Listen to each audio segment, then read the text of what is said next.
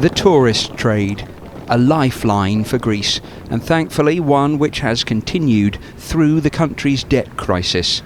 Holidaymakers are still coming, but this week they're bringing extra cash with them just in case. I'm fearful that if I don't have cash and I try to pay for a restaurant bill or whatever with a card, they may refuse it, because it doesn't mean that they may not get their money if the banks are really go belly up. We've seen the queues outside the cash points. We've spoken to the Greeks here, and they've all been charming and lovely to us, but you can feel the fear. That fear hangs over daily life in Greece. At Athens' central market, butchers like Georgios say what's happened this week puts everything at risk. He told me, "I'm afraid because of the uncertainty. I have 13 staff, but I don't know if tomorrow I can buy more meat and run my business."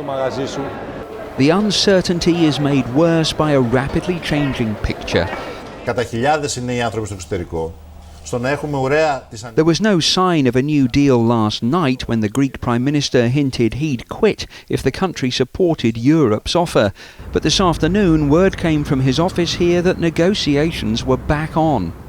There's been no sense of panic here in the capital today, just one of confusion about what exactly is happening inside the Parliament building here and what that means for the days and weeks ahead. One thing we do know is that tomorrow some banks will reopen, but only for pensioners, because many don't use debit and credit cards. There was a brief appearance by the country's finance minister today, telling reporters, "We are saying yes to the euro, but to say yes we need a viable solution." As tourists here explore the stories of Greece's past, the focus is on a viable solution for its future.